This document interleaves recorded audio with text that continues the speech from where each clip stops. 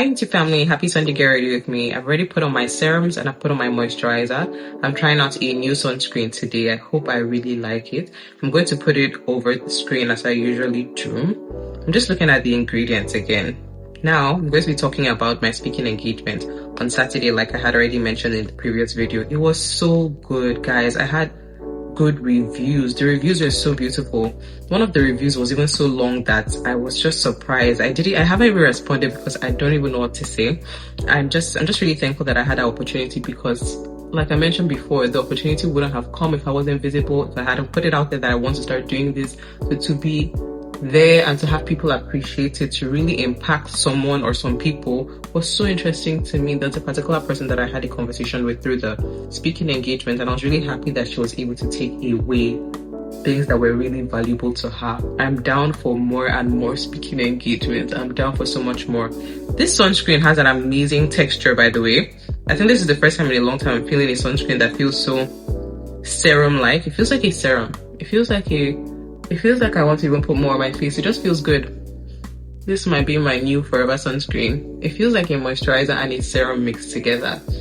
But it's exactly what it reads out. It says, amazing lightness, a sheer and transparent formula, absorbs quickly without any white cast, providing a refreshing finish for hydrating sunscreen. I promise, guys, that's how it feels. I'm going to try to blend it out and come back on screen. Now, where is my mascara is the real question. This sunscreen is amazing. It didn't even take time to blend down. I don't think I've used a sunscreen this seamless that doesn't take time to blend down. I'm thinking to myself, am I even certain this is a sunscreen because of how seamless the finish is? Mind you, I use the CosRX moisturizer, so it pairs perfectly with the sunscreen. It's absolutely amazing. Today is a no makeup day. I'm just going to do my lip liner, my mascara, call it a day, brush my eyebrows. This is one of those short get ready with me sessions, because before you know it, I'll be done. Once I'm done brushing off my eyebrows like this and doing my mascara, I'm done.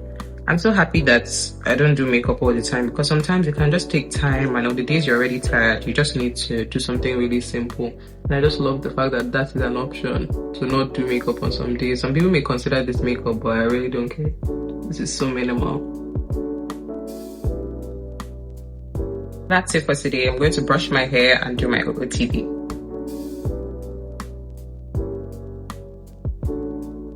Now you already know I'll be going straight into the service recap. Today we spoke about money.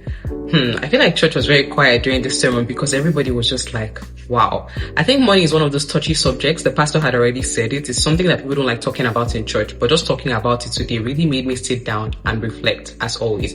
I'll be getting right into it. There was something the pastor really emphasized, and he used so many scriptures to back this up. He said that money is one of those things that, as a believer, you can excel in so many areas, but money might be where the problem is. If you're a believer and you're good in so many other areas but you don't know how to ideally steward your money, it's something God really cares about.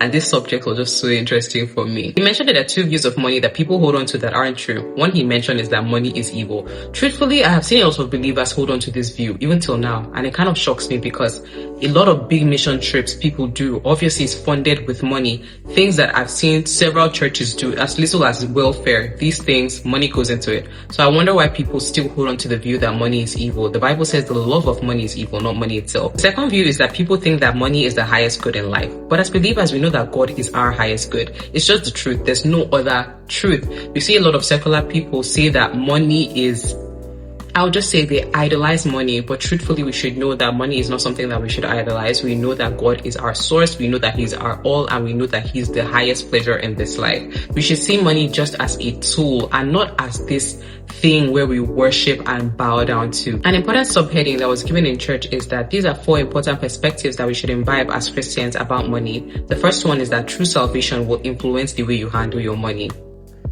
At this point, I was silent because I was like, wow, it's very true. I'm going to use an instance from my life that is unrelated to money. I started realizing that God genuinely wanted me to manage my time better. And when I was managing my time better, that God was proud. I just noticed that He was proud of me. And one thing about this, how I knew it was true, is that He would send people in my life to tell me He was genuinely proud of me. This is the same way I started realizing that God genuinely cares about our lives and the way we do things. The Bible tells us that He delights in every little aspect of the righteous lives. That means that He cares about even the little things about how we manage our money. When you're one with God, you start getting drawn to the things He'll get drawn to because you love Him, He loves you. You just start burning after the things that he's passionate about. You start becoming interested in mission trips. You start becoming interested in helping the poor. You start becoming interested in things God cares about. So I genuinely think that genuine salvation does affect the way you handle your money. Second point is that money isn't everything. A lot of people idolize money to the point that they would do anything and everything for money. You find them compromising their faith and their values for money. This is how you know that money is becoming everything to you. So we need to be very cautious of the way we treat and interact and the things that we do for money. The next thing is that we are stewards of money. Something that was very important that he touched on was that in life as believers, we are stewards. We don't own anything. We steward everything. He mentioned our relationships. He mentioned a child and a father relationship, that the father is stewarding that child. He does not own that child. This is a child that was given to him by God and he's stewarding that relationship. He mentioned how a lot of people treat their children poorly because they don't see themselves as stewards over that child. When I thought about it this way, that truly we don't really own anything in this life. We are in a world that God puts us in and he owns everything in it. We are stewards of even the resources he has given us, so he genuinely expects us to treat it wisely. The fourth point and the final point was that money has a purpose, and the purpose of money is purpose. And what is purpose? The purpose for every Christian is to know Christ and to make him known. That means that your resources need to ideally be going to knowing Christ and making him known.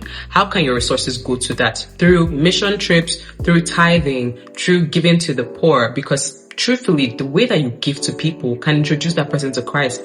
Doing anything that can aid knowing Christ and making him known is still purposeful, and that is ultimately truly what our money should actually be centered on. If we are Christ-centered individuals, that should be our focus. And this is my church recap.